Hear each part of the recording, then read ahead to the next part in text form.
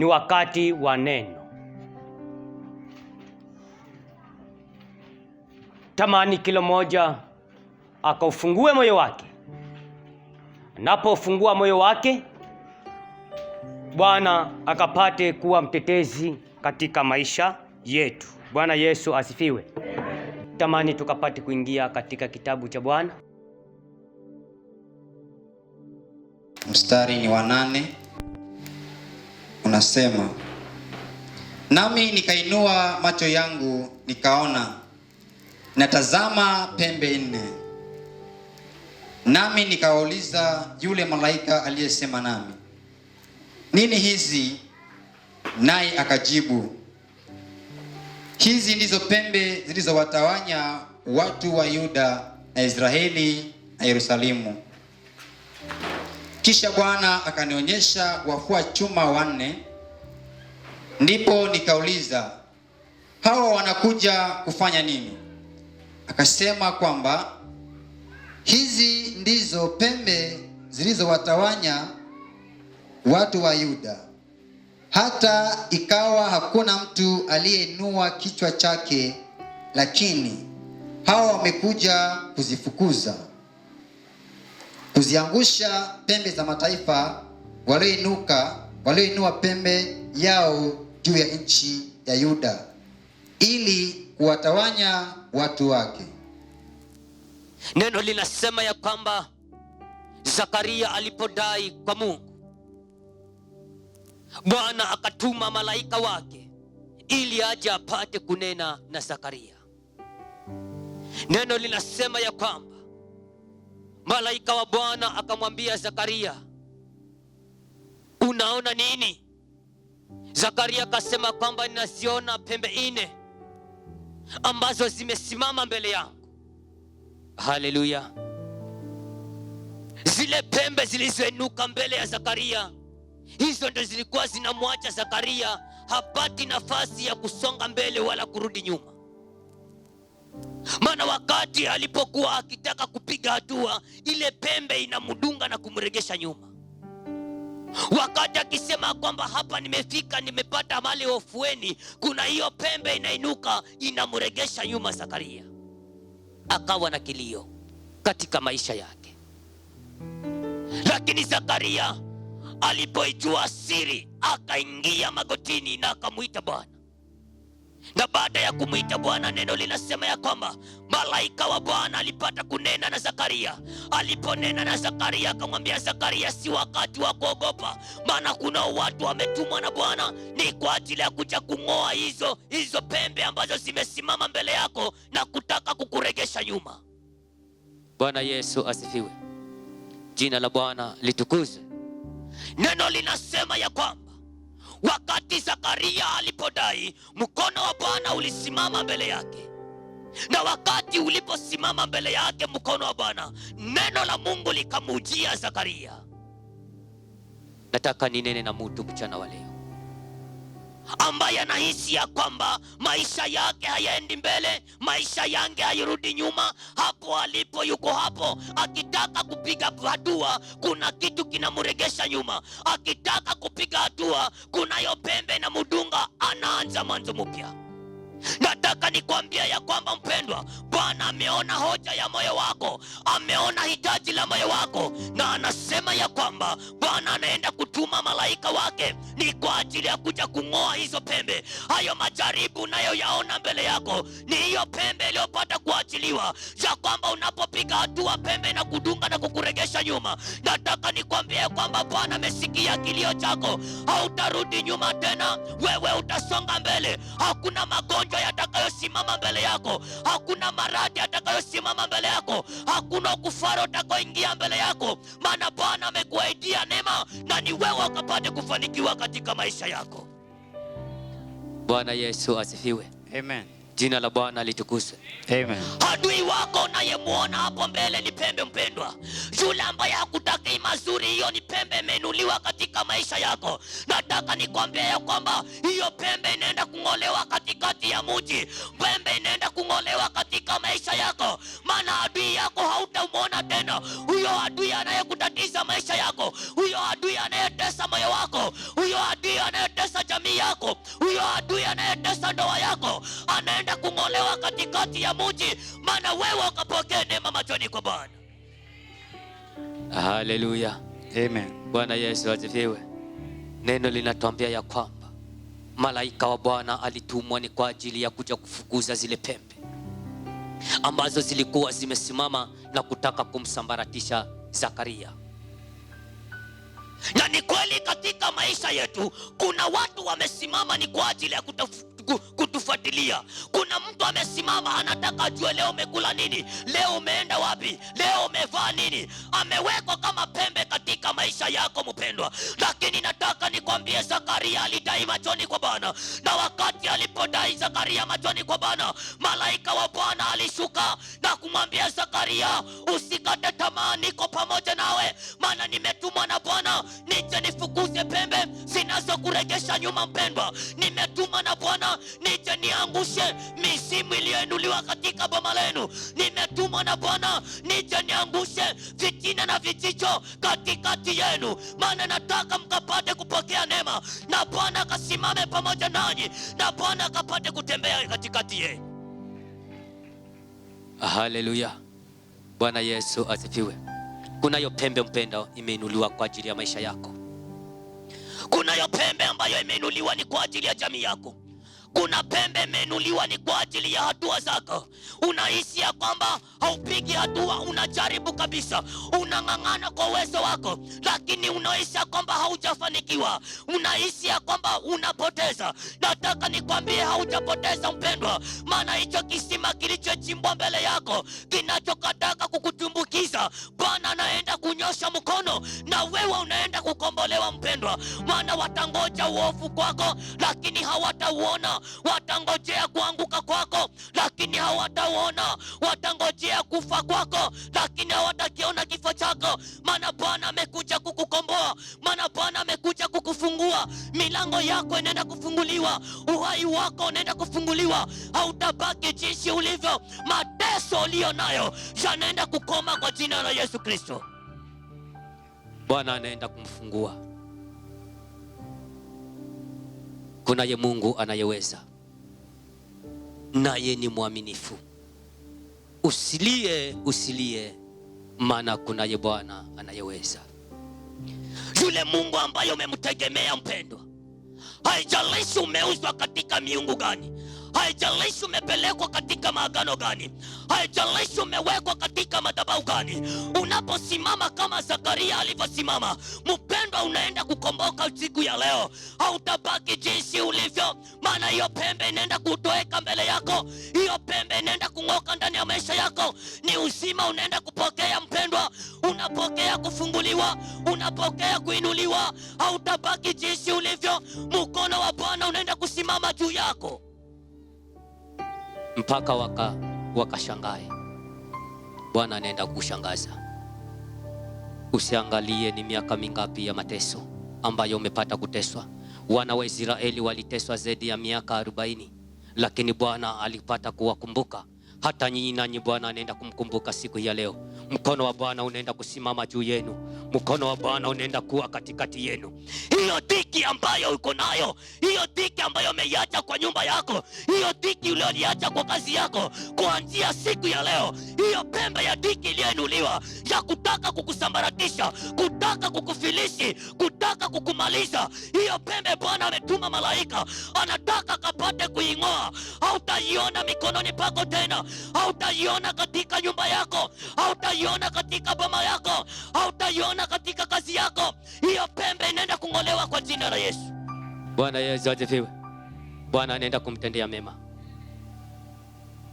Najua ya kwamba mko katika vinywa vya simba, mko katika vinywa vya simba. Mkitaka kupiga hatua, simba amefungua kinywa chake, unaogopa na kurudi nyuma. Lakini mchana wa leo, hivyo vinywa vya simba vinaenda kufungwa kwa jina la Yesu. Maadui hawatanena mbele yenu tena, maadui hawatajipiga kifua mbele yenu, maana kunaye Mungu ambaye amemshika mkono, na anapoenda kumshika mkono mpendwa, maadui wanaenda kuteteleka na kuanguka, maadui wanaenda kufanya kuwa mabua. Hawatapata nafasi mikononi penu, wala hawatamsengelea katika maisha yenu, kwa yule ambaye amesimama katika kumtegemea Bwana. kunalo neno ambalo Bwana anaenda kuliachilia. Mstari wa 19 alisemaje? No, mstari wa 20 alisemaje? Kisha Bwana akanionyesha wafua vyuma wanne. Kisha Bwana akanionyesha wafua vyuma wanne. Ndipo nikauliza, ndipo nikapata kuuliza, hawa wanakuja kufanya nini? Hawa wanakuja kufanya nini? Akasema kwamba hizi ndizo pembe zilizowatawanya watu wa Yuda. Hizi ndizo pembe zilizokuja kuwatawanya watu wa Yuda. Hata ikawa hakuna mtu aliyeinua kichwa chake. Ikawa hakuna mtu anaweza akainua kichwa chake mbele ya Yuda. Lakini hawa wamekuja kuzifukuza. Lakini hawa wamekuja kuzifukuza, mpendwa. Kuziangusha pembe za mataifa. Kuangusha miungu yote iliyowekwa katika boma lenu. Walioinua pembe yao juu ya nchi ya Yuda. Walioinua miungu yao na vigango vyao katika nchi. Ili kuwatawanya watu wake. Ili kuja kuwatawanya watu wenu. Bwana Yesu asifiwe. Jina la Bwana litukuzwe. Amen. Zekaria akaambiwa ya kwamba kuna malaika ambaye nimemtuma, mpendwa, aje apate kuzifukuza hizo pembe. Tazama, kuna samula liliwekwa katika nyumba yako. Wewe na watoto wako hamshikani, wewe na boma lako hamshikani. Mnapokutana pamoja, kila mmoja anachunga zake, maana kunalo samula liliwekwa kwa ajili ya kutatiza boma yenu. Hamshikani katika jamii, hamshikani katika ukoo, maana kuna hiyo pembe ilituma. Lakini Bwana amekuja kung'oa hiyo pembe. Kuanzia siku ya leo unaenda kushikana na watoto wako, unaenda kushikana na jamii, unaenda kushikana na ndoa yako, ya kwamba wewe kuanzia siku ya leo kuna kibali kimeachiliwa, mpendwa. Hakuna miungu itakayopata nafasi, hakuna miungu itakayokuchezea, maana Bwana anaenda kusimama mbele yenu. Kunaye Mungu anayeweza, maana yeye ni mwaminifu. Usilie, kunaye Mungu anayeweza. Tunaye Mungu anayeweza, tena yeye ni mwaminifu. Usilie, kunaye Mungu anayeweza. Huyu Mungu wa Elia ana uwezo wa kubadilisha maisha yako. Anaweza kutengeneza nyumba yako, anaweza kutengeneza moyo wako. Kunaye Mungu mwenye jibu, mpendwa, naye tunapomwita katika mioyo yetu, tunapomwita katika familia, Bwana anaenda kushughulikia maisha yenu. Hamtabaki jinsi mlivyo. Mungu anayeweza ameshuka ndani ya mioyo yenu. Amen. Kwa yule ambaye amepata kumtegemea Bwana, neno linasema ya kwamba hataibika katika maisha yake. Ni wakati ukapate kumwambia Bwana, nena neno juu ya maisha yangu. Haleluya. Amen. Kitabu cha Ufunuo wa Yohana 6 mstari wa 10. Ufunuo wa Yohana 6 mstari wa 10. Kunalo tegemeo katika maisha yenu, mpendwa. Wewe uliyeachwa na kutengwa na kukataliwa, unapomwita Bwana mchana wa leo, Bwana anaenda kukushughulikia maisha yako. Ufunuo wa Yohana 6 mstari wa 10.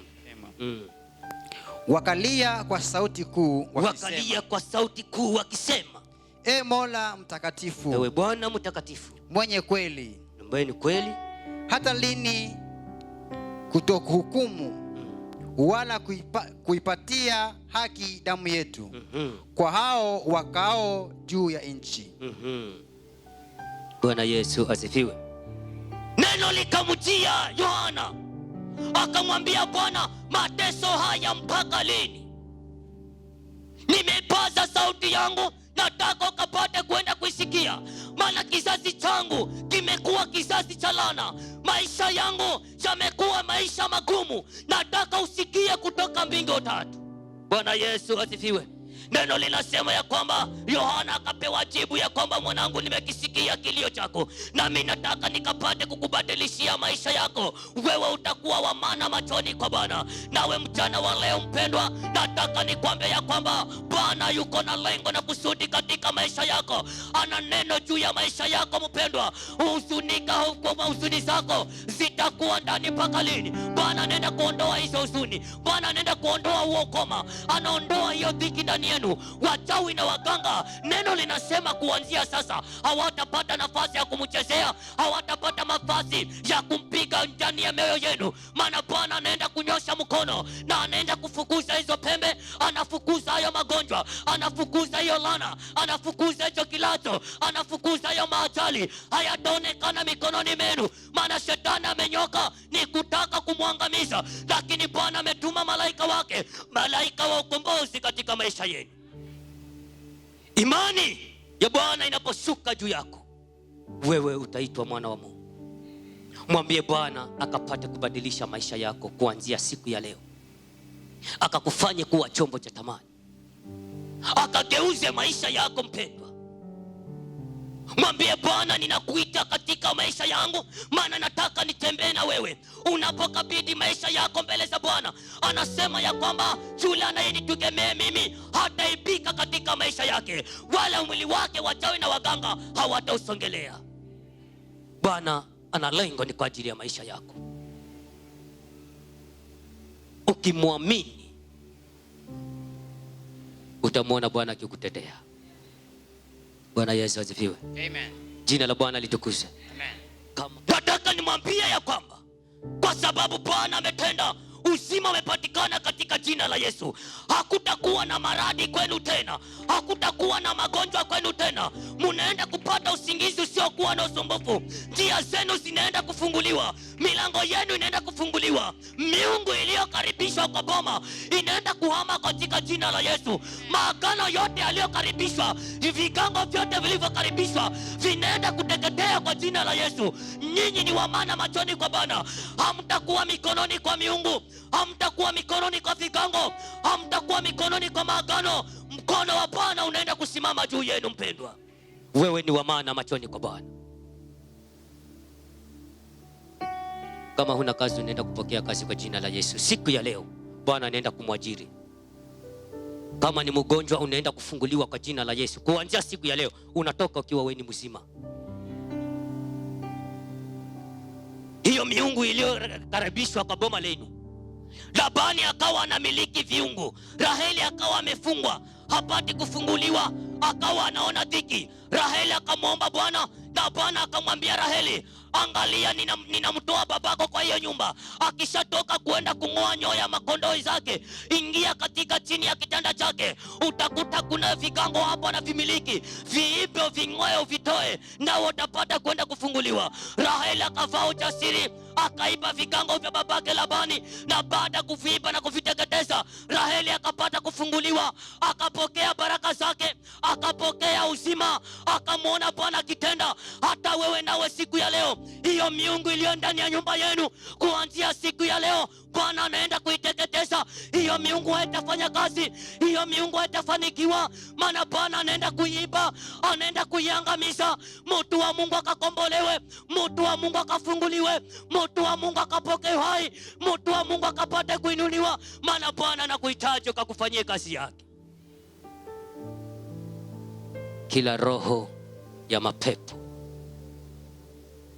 maroho ambayo yameinuka ni kwa ajili ya kufungwa maisha yenu,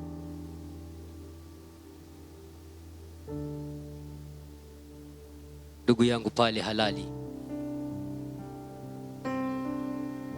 usiku anafukuzwa. Kuna kigrupu cha watu kinamfukuza, roho inaenda mbio, roho kumpasuka, roho wasiwasi. Akilala masaa mengi ni nusu saa.